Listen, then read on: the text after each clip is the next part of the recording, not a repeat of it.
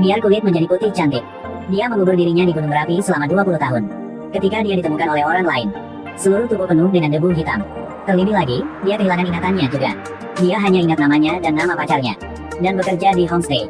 Polisi segera menghubungi pemilik homestay. Tanyakan apakah dia memiliki karyawan ini. Dia segera memeriksa dokumen. Mendeteksi 20 tahun yang lalu.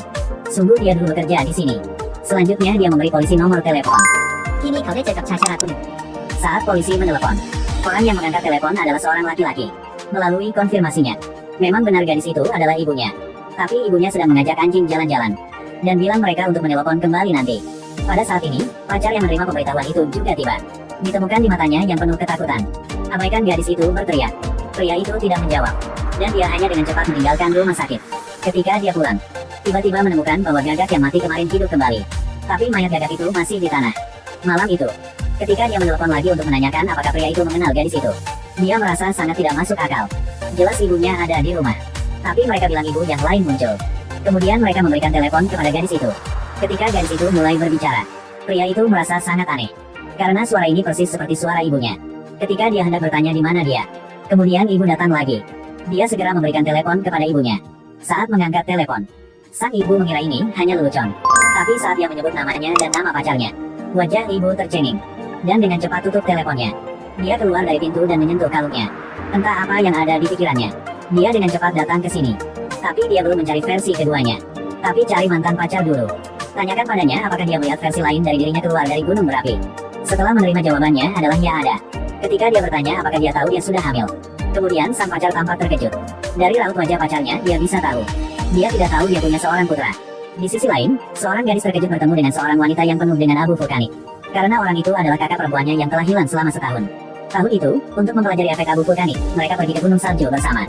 Tapi mobil kakaknya terjebak di tengah jurang. Tidak ada jejak apapun lagi sejak itu.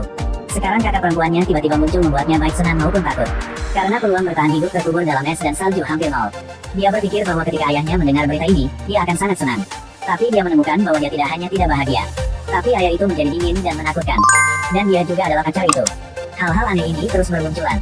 Apa hubungannya dengan gunung berapi? Mungkinkah selain mimpi cantik, gunung berapi juga bisa menghidupkan manusia? Ketika ayah memberinya buku peringatan, kakak perempuan juga tidak punya perasaan apapun. Bahkan ayah dan adik perempuannya yang berbicara tepat di sebelahnya, dia pun tidak peduli. Selanjutnya dia pergi ke batu nisannya. Dia merasa sangat akrab dengan gagak mati itu. Gagak tampaknya merasakan sesuatu juga. Segera terbang ke tangannya.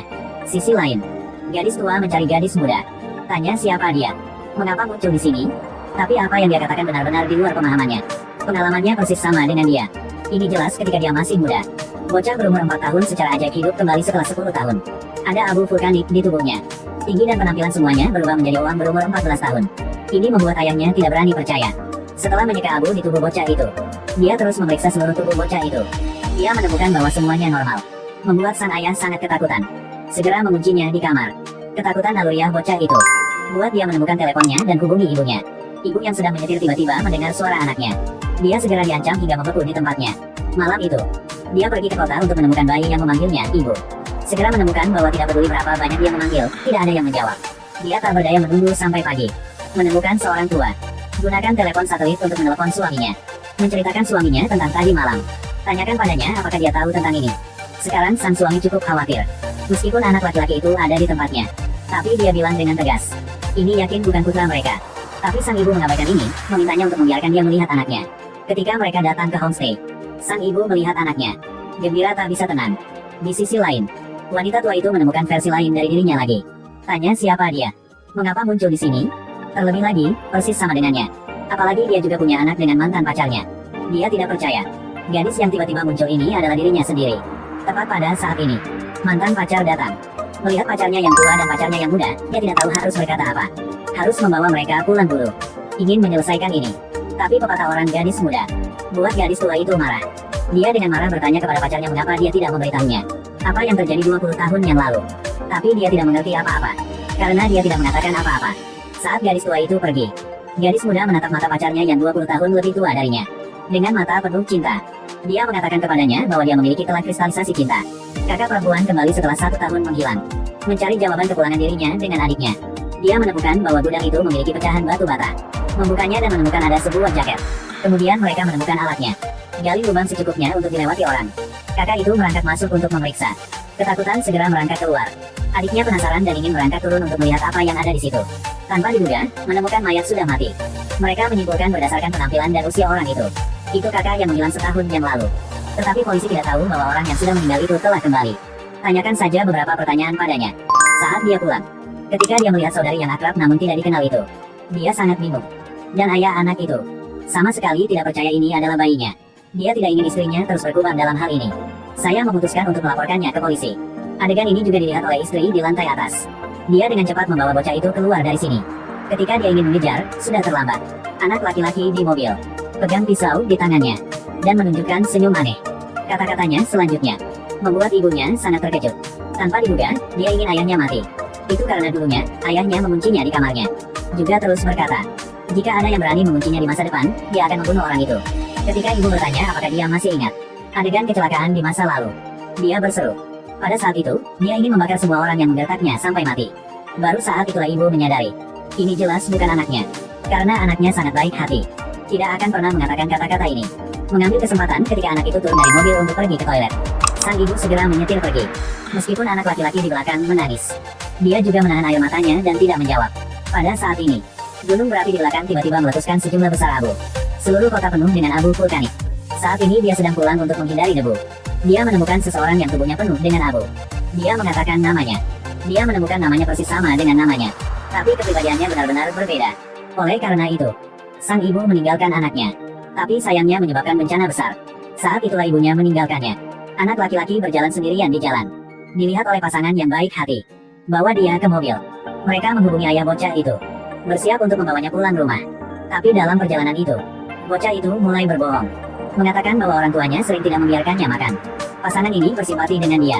Sampai orang tuanya datang. Mereka mengatakan mereka tidak ingin mengembalikan anak itu. Sang ayah memperingatkan mereka, anak itu sangat berbahaya. Katakan pada mereka untuk membawa anak itu ke sini. Peringatan itu langsung ditolak. Dan mereka hendak membawanya ke kantor polisi.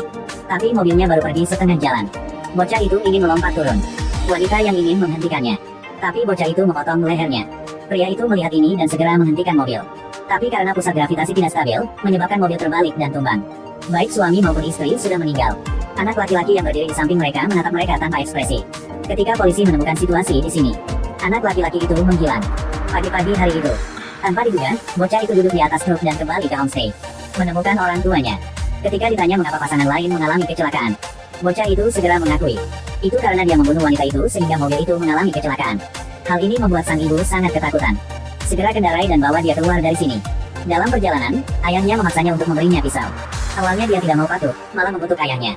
Tapi karena ibunya, dia masih memberikan pisau itu kepada ayahnya. Setelah itu sepertinya mereka berdua telah mengambil keputusan. Ajak anak itu ke pantai. Melihat anak itu bersenang-senang bermain. Mereka berdua kesakitan dan tidak berdaya sekaligus. Suami hanya bisa menghibur istrinya. Ini hanya kulit terluar, bukan putra mereka. Kemudian mereka mengajak anak itu ke laut. Gunakan kekuatan untuk mendorong bocah itu ke laut. Ingin membiarkan anak itu harus tenggelam hingga mati di laut. Tapi kemarin, setelah dia menemukan seseorang yang persis seperti dia, tinggal di rumahnya. Bukan hanya pilihan pakaiannya dan memakai. Ketika belum mendapat persetujuannya, merubah desain rumah juga. Bahkan merampok pacarnya. Ini membuatnya sangat marah tetapi juga tidak berdaya. Tepat pada saat ini, hasil tes DNA dari tubuh yang sebelumnya dia temukan tersedia.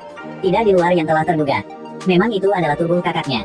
Dan gadis yang muncul kali ini, itu juga versi yang keluar dari gunung berapi. Ketika dia memberitahu hasil DNA kepada kakak itu, dia tidak tahu lagi apa arti hidupnya. Hidup untuk tujuan apa? Agar tidak menyakiti adiknya dalam ingatan. Dia memutuskan untuk melompat ke laut untuk bunuh diri. Keesokan harinya, saat dia pulang dengan hati yang hancur, dia menemukan salinan ini sedang memeluk pacarnya. Sekarang dia kehilangan akal. Dia merasa seperti dia salinan. Ambil kesempatan saat pacar pergi. Dia dengan marah membawa pistol datang. Dia ingin memainkan permainan berisiko dengan tiruannya. Gadis itu memulai tembakan, tidak ada peluru. Giliran tiruannya, tidak ada peluru. Setelah beberapa kali, hanya kali terakhir yang tersisa. Dengan peluru ini, dia menembak dirinya sendiri lagi. Di sisi ini, wanita tua itu bersiap untuk mengucapkan selamat tinggal kepada retiruannya yang muda. Tapi menemukan dia hilang. Bahkan perawat tidak tahu apa yang terjadi. Dia datang di depan cermin. Tapi melihat dirinya tua di cermin. Dia melepas karet gelang di kepalanya. Ketika semuanya kembali normal, dua vulkanik mengeluarkan suara aneh lagi. Salinan lain muncul lagi. Batu di sebelahnya juga secara bertahap muncul sosok seseorang. Saat matahari akan terbit, di tengah kabut muncul siluet banyak salinan.